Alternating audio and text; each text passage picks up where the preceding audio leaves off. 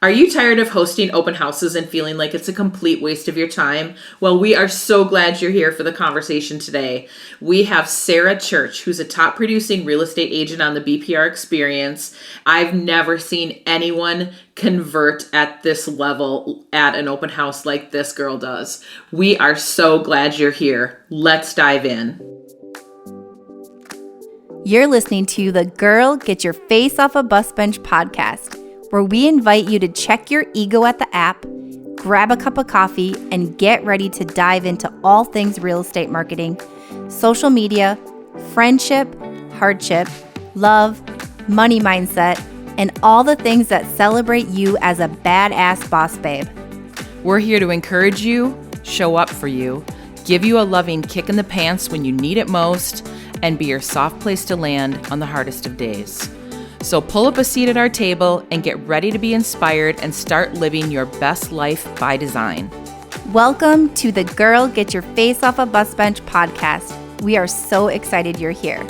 Okay, girls, let's dive in.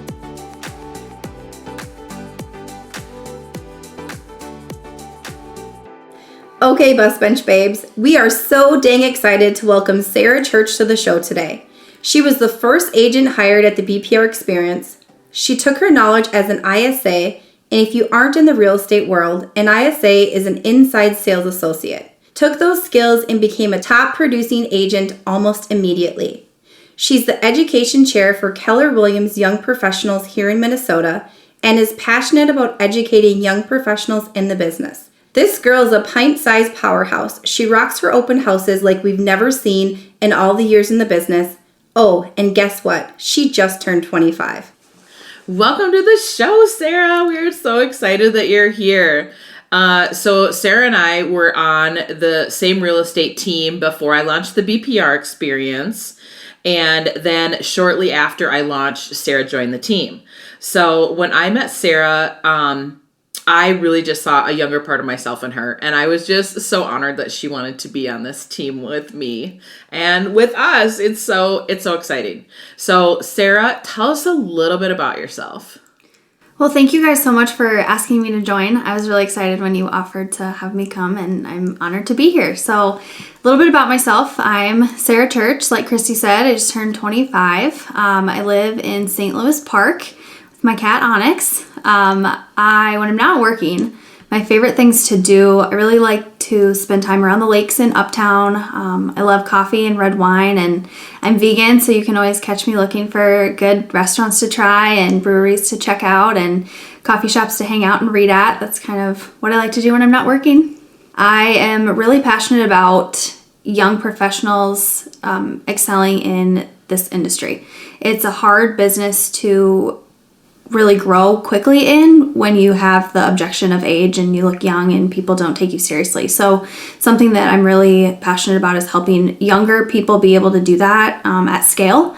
And another thing I really, really love that I'm able to do through this career is helping people learn how to invest and build wealth in real estate. I think that's something that not a lot of people have been taught to do or don't really realize it until it's too late, and they can't take advantage like they can when they're younger, and it's skills that they just wish that they would have known years and years ago. So those are kind of my favorite reasons of why real estate is an avenue that I just really love so much. Well, okay, so it is no secret that you've mastered open houses. Anyone that already knows you knows like this is your jam. Can you tell us just a little bit about the process and like how do you prepare for an open house that you're having? Say it's Tuesday, you're having an open house that you're hosting on Saturday. What does it look like from when you say, yep, I'm going to do the open house, and the actual open house? Like, what does that process look like for you? That's a great question. And again, that's another thing that people just aren't taught how to prep for. So I'm so happy that I have the opportunity to be able to shed some light on what I do. So start to finish, I always am over-prepared because you never know when you're going to get that one question that you need to have the answer to. So I always look at the property online. I will call the listing agent if there's anything I have questions about on the seller's disclosure that I look at prior to going to the open house. I always am aware of comps in the area, do a quick search that way so that I can knowledgeably speak to, two houses down the street. This sold 6 months ago for this price, and just being really knowledgeable. You can really quickly make yourself sound like an expert in an area just by doing a little bit of due diligence before the open house. So that's something that I never want to go in blind. So what I'm hearing you say is you don't have to be an expert in that area, but you can do enough research so you look like an expert? Absolutely. Very easily you can do that, yeah. And I think that's something that everybody who's looking in a certain area wants to know, that they're working with an agent who's knowledgeable in that area.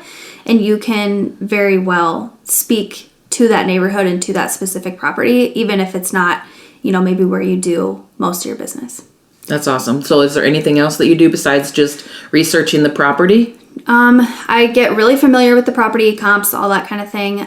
If I have the ability, like if it's vacant, I might even go through before.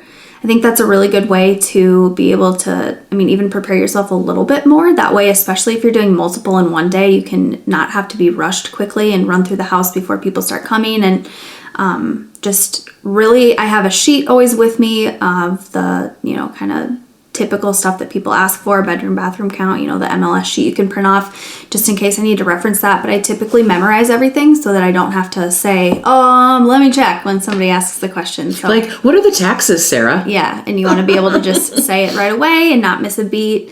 It really makes you look like a true professional that was prepared and didn't just wake up and drive to the open house and open the door and stand in the house.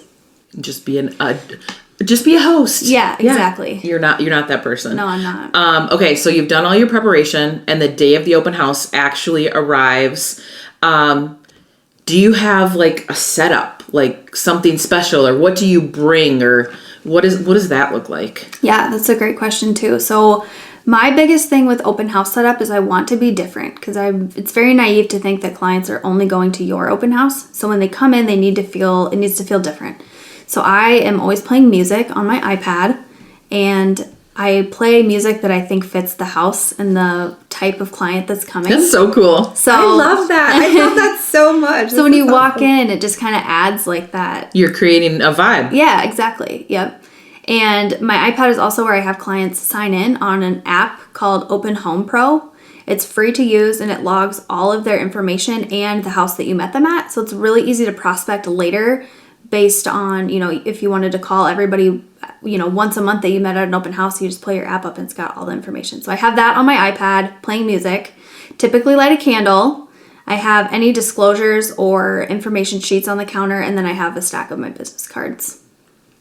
That's awesome. So it's just a station that is very clearly like the one-stop shop for everything you need about the house. Do you ever get pushback from buyers like, "Oh, I'm already working with an agent. I don't want to sign in." Like, Yeah. how do you handle that? All the time. And it kind of depends on, I would never force somebody to do that, but I always like to say the sellers would like to know who came through their house today.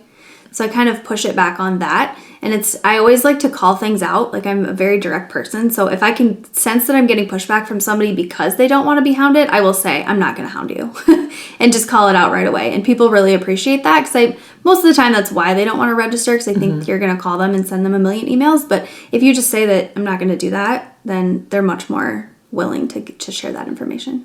How often are you getting fake phone numbers or fake emails? Does that happen? It does happen. Or people will pretend to sign in, and then I go back and look and there's no information in the sign-in spot. So that definitely happens. Are you going to capture everybody that comes through? Absolutely not. But I'm not asking for registrations right away. I like to build a relationship so that people want to sign in and want to hear from me again. So they really want to give me the correct information, rather than just shoving an iPad in their face when they walk in the door and they're like, I don't trust you enough to give you my information. I like to build that relationship first, and then on their way out, I'd love to follow back up with you. Here's where you can put your information, and I'll be in touch soon. So I feel like that's different. Approach. Yeah. A lot of agents make you, like, before you can even get your shoes off, they're trying to get you to sign in. So that's not your approach. No, I have the setup in the kitchen, which is usually not what they're stepping into.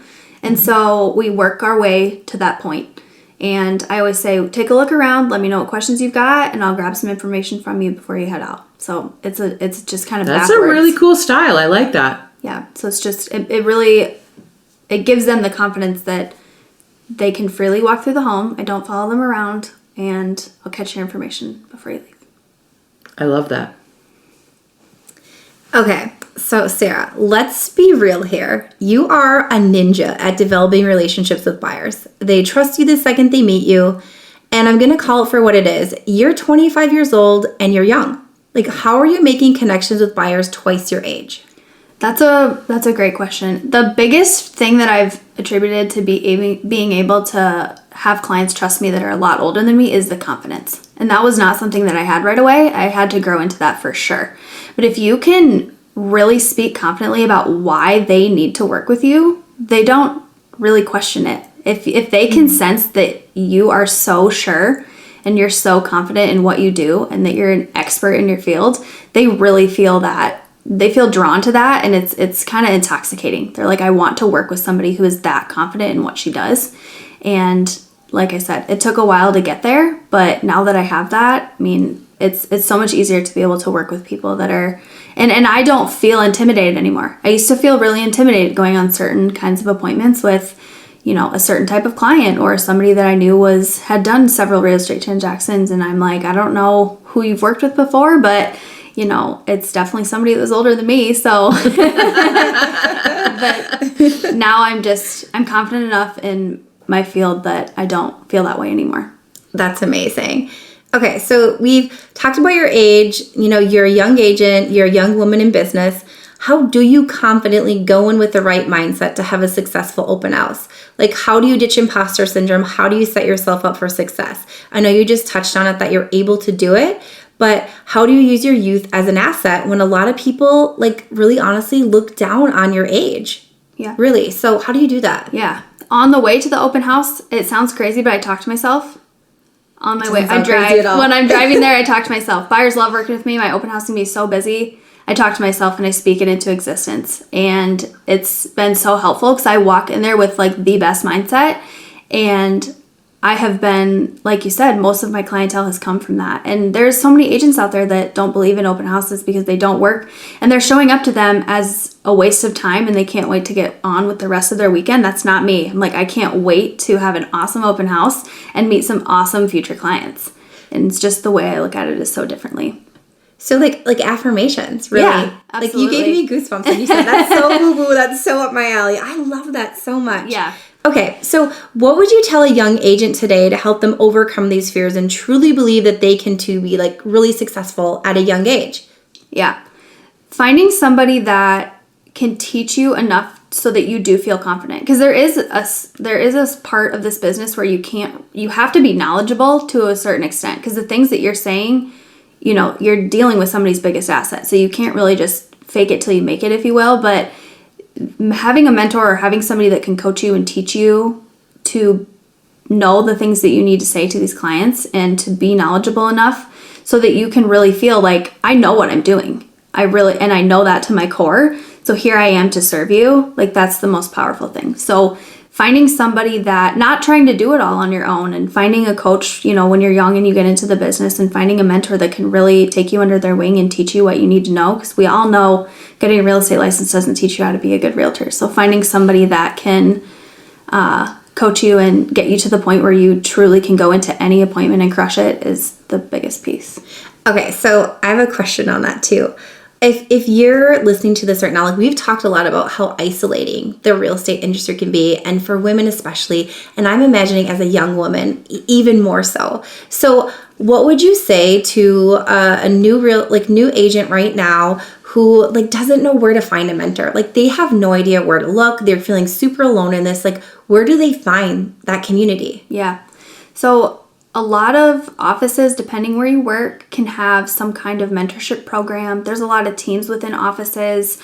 Just because you find a mentor doesn't mean they're a good one. So be really picky with who you talk to and, ask them, what value can you add to me? Because who you learn from will literally be who you become as a realtor. You will learn everything from them and you will do your business and run your business like they do. So find somebody that one of the biggest things is I always have surrounded myself with people that are doing better than me and know more than me. Because I never want to be the one that is that. I want to always be challenged and be like, these are a bunch of people that are doing more. So find a mentor that you admire and you want to run your business like them, and ask them what, if they can help you get to that point. Or if they can't, if they know somebody that they trust. Because finding the right person is going to be so pivotal to how your business grows. That's amazing. That's great.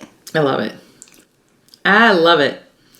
Okay, so we talked woo-woo stuff. Christy always brings out the woo-woo in people. So you've hosted a successful open house. Like, you feel really awesome about it.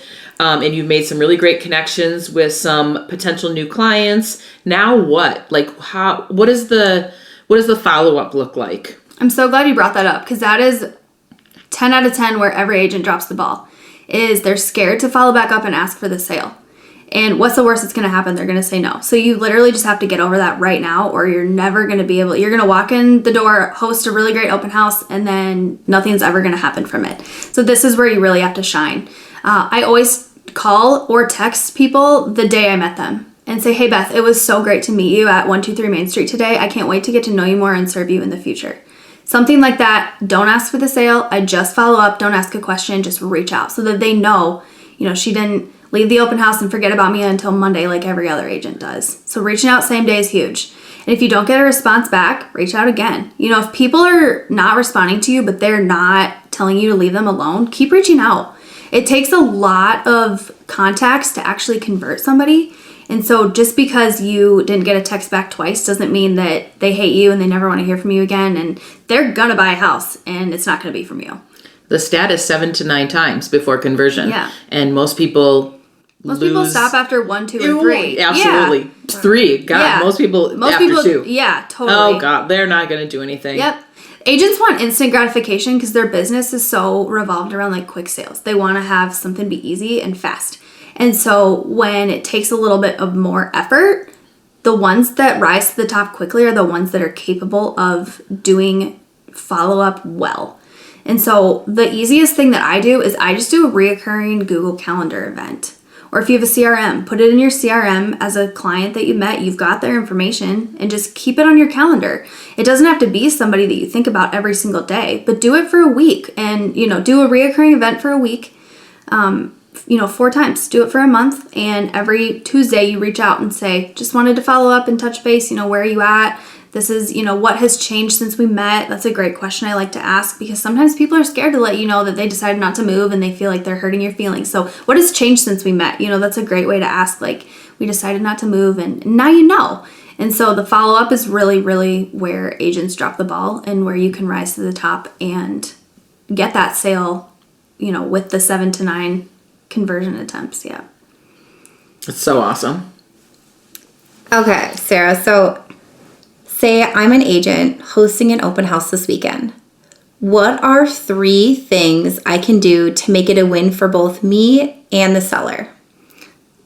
The first thing I would do is really prepare yourself for prep yourself and be ready, because there's nothing worse than showing up and feeling rushed or unprepared and not ready for it. So the first thing that you can do to benefit both would just be to be prepared for it, because you are there representing the seller, but you're also there, it's a win for you to be there to get clients. So you do have to kind of, be on both sides, but the first thing would just be to be prepared for it. And then the second thing I would do is it's great for getting exposure to the seller. Especially, even though we're in a hot seller's market, you can never have too many people going through the property. So having, hosting, whether it's 1 or 2 open houses on the weekend, is a great way to get more buyers that maybe aren't ready for a private showing with an agent to get through your house and to really kind of get in that emotion. Because it's a whole different thing from seeing it online to actually seeing it in person. So it's a great way to capture a different kind of crowd that is going to be going through it in private showings versus somebody that's going to come through it at an open house. And then third would be to ultimately sell the property. And at the open house, meet somebody there that falls in love with the property. And then when you're there hosting that, not only are you doing really great for your sellers and you're working extra hard to bring them a buyer, but you're also working hard for the buyers. And it ends up being a much better transaction when you're doing everything. So you don't have to risk working with, let's be honest, there's a lot of agents out there that we don't enjoy working with. So when it's you on both sides, it ends up being really beneficial for every party to have it be smoother and Hashtag truth bomb. Yeah. Oh my God, Sarah, thank you so much for being here. You gave so much great information here today, and I know that people listening to this, agents listening to this, are going to be able to take away some awesome nuggets of information that's going to help them have way more successful open houses than they did even last weekend. So, okay, Sarah, tell us, where can people find you? You can find me on Instagram. My handle is Sarah K Church, and then you can also find me at thebprexperience.com. Thank you so much for being here, Sarah. This was fun. I learned a ton, so this is amazing.